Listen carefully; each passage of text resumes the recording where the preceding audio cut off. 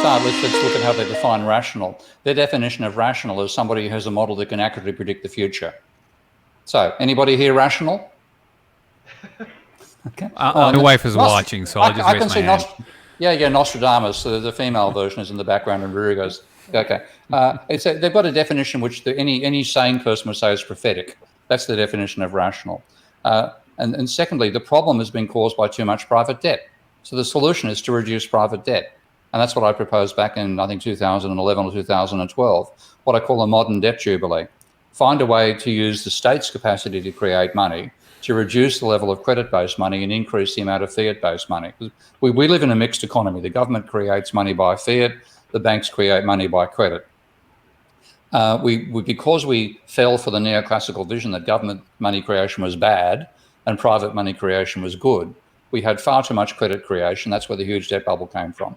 And of course, the banking sector very much enjoyed that because they benefited out of that rising debt levels as well. So you could use the state's capacity to create money to give everybody an equal amount of money. So you and I would get the same amount of money as Donald Trump, okay, $100,000 each, let's say. And if you have debt, you must pay your debt down. So Donald will have no spare money. You have to reduce his debts by 100,000. Some of you might have 100,000 in cash. The second part, so it didn't benefit people who gambled against those who didn't. That's the first thing. No moral hazard in that sense. Mm-hmm. And then if you had any money left over, you would be required to buy newly issued corporate shares, where those newly issued corporate shares would have to be used to pay debt down. So you'd reduce household debt, you'd reduce corporate debt, and you'd democratize the ownership of companies, partially reversing the increase to inequality caused by QE. So there is a way to go about it, and I've done the mathematics on this. I've done a model of that as part of my new book, The New Economics.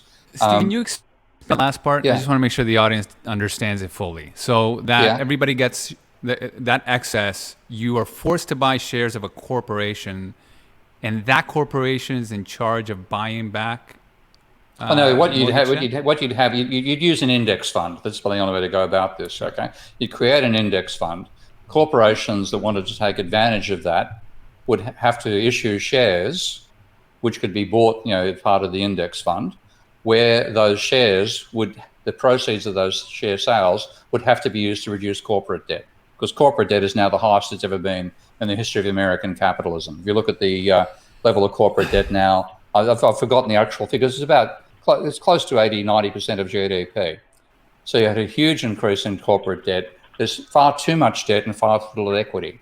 So this is a way to rebalance it, so you make a more equity-based share system or corporate system.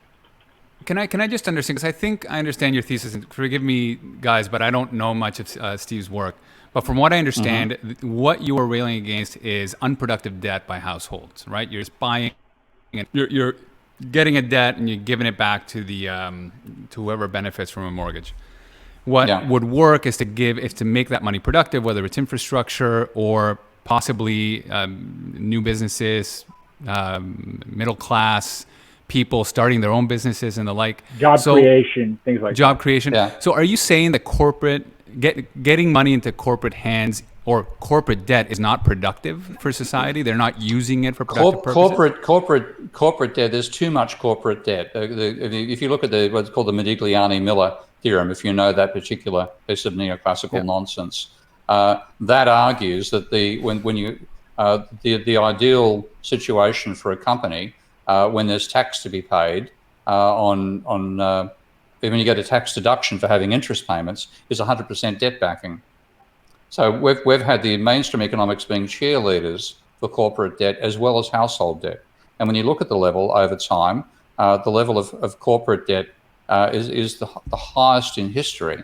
And it's, again, I think that's unproductive. I think I'd rather have that debt being, I'd rather have that share capital being what people have as the financial foundation for corporations, rather than private debt.